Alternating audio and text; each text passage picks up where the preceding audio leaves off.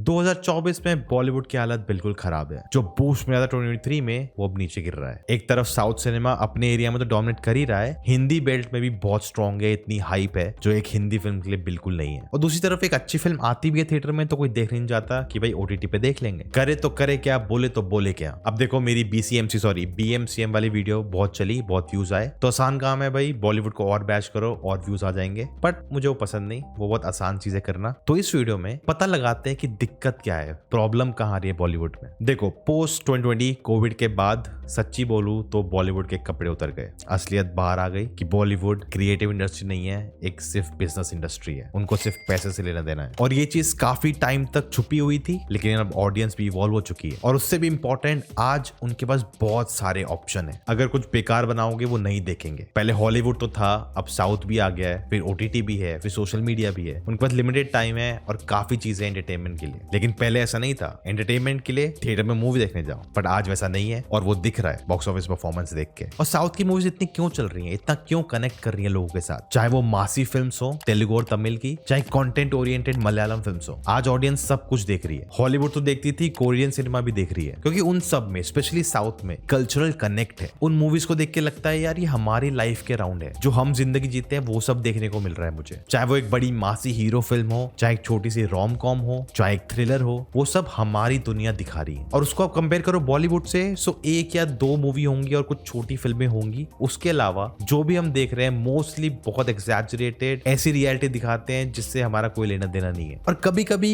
अच्छी बनी फिल्म्स काम भी कर जाती हैं, लेकिन ओवरऑल पूरी इंडस्ट्री को देखें तो मोस्टली कचरा ही है। और ये इसलिए ऐसा हो गया क्योंकि ये सिर्फ एक धंधा बन चुका है। अगर आप पुराने जमाने की पिक्चर देखें, हिंदी फिल्में 60s 70s 80s, वो स्टोरी टेलर्स थे, वो क्रिएटिव लोग थे, वो कुछ ना कुछ करना चाहते थे, आगे बढ़ना चाहते थे, उनकी कहानियों में एक सोल था। और ये सब कुछ आज मिसिंग है। आज कोई बोलता ही नहीं है कि मैं बॉलीवुड का फैन हूं, अगर हूं भी तो उस जमाने का, आज का तो बिल्कुल नहीं। आज नफरत करते हैं लोग, थूकते हैं, और इसके भी रीजन है वो बॉलीवुड के ही दिए हुए हैं। क्रेडिबिलिटी नाम की नहीं है, लोग पूरी इंडस्ट्री के खिलाफ हो चुके हैं। और ये इंडस्ट्री की खुद की प्रैक्टिसेस है जिसकी वजह से ये हुआ है। शुरुआत करते हैं प्रोड्यूसर्स से, उनके लिए तो भाई पैसा कमाना है बस, और पैसा कमाने के लिए बहुत पैसा उड़ाने को भी तैयार है। फिजूल का, बर्बादी, एक्टर जितना पैसा बोलेगा दे दो भाई, फालतू के प्रमोशन मार्केटिंग स्ट्रेटेजी में उड़ाओ, पेड पोस्ट खरीदो, सोशल मीडिया पे फेक एंगेजमेंट क्रिएट हो रही है, लोगों को पैसे दे दे के हाइप क्रिएट कर रहे हैं नकली की। पिक्चर आ जाए तो फेक रिव्यूज भी आ गए हैं, अब तो फेक बॉक्स ऑफिस नंबर भी आ गए हैं। इस लेवल पे पहुंच गए हैं लोग। नेपोटिज्म पे तो मैं आ ही नहीं रहा हूँ। फिर आते हैं एक्टर्स पे।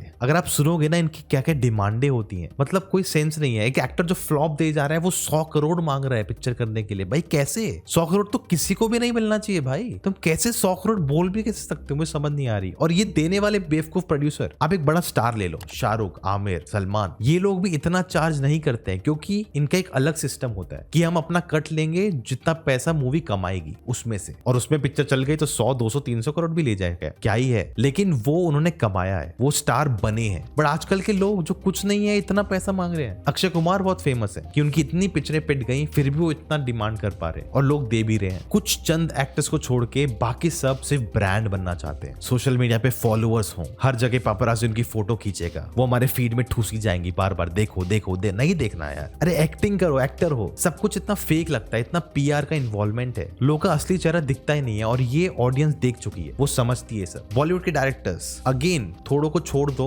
उसके अलावा किसी के पास यूनिक वॉइस ही नहीं है। मोस्टली कुछ कॉपी पेस्ट करके बना रहे हैं, या ऑलरेडी जो हो चुका है उसको फिर रिपीट कर रहे हैं। कुछ नया है ही नहीं। आजकल सबको चस्का चढ़ा है, बिग बजट फिल्म बनाएंगे, 300 करोड़ 400 करोड़ 500 करोड़ 700 करोड़। देखा हमने पिछले साल क्या हुआ। बस एक पिक्चर बनाने के बाद डायरेक्टर को 700 करोड़ दे दिए, भाई बनाओ बड़ी पिक्चर। ऐसा नहीं होता है। अनुराग कश्यप ने एक बार बोला था, आजकल के डायरेक्टर जो नए आए हैं वो एसी रूम में बैठ के अपनी कहानियां बनाते हैं जो उन्हें टीवी के थ्रू देखी है। कुछ रूटेडनेस, कुछ कल्चरल है ही नहीं मूवीज में। जितना पैसा ये लोग मार्केटिंग पे लगा रहे हैं मूवी की, ये फेक हाइप क्रिएट करने में लगा रहे हैं, तब ऐसा पिक्चर में लगाओ, उसको डेवलप करने में, उसके प्री प्रोडक्शन में, प्लानिंग में, सेट में, वीएफएक्स में कुछ फायदा होगा। और ये चेंज इंडस्ट्री में आना होगा, नहीं तो सब खत्म है। पर ये सेम बात तो पहले ही बोली गई थी। 2023 में देखो क्या पिक्चरें आई, क्या पैसा कमाया, बेस्ट बॉलीवुड का, ये सब बोलने की बातें हैं। ऐसा नहीं है, रिव्यू करते हैं चलो क्या हुआ पिछले साल। अगर आप 2023 की टॉप 5 पिक्चरें देखो, उसमें से 3 तो भाई शाहरुख की ही हैं, एक एनिमल है और एक गदर 2 है। गदर 2 तो भाई पूरा नॉस्टैल्जिया पे चल गई तो उसको अलग रखते हैं। शाहरुख की 3 पिक्चरों पे आए। पहली एक पठान, वो सिर्फ शाहरुख इतने टाइम बाद मूवी में आए, उसका क्रेज था। फिर सलमान का कैमियो था, वायरस स्पाई यूनिवर्स,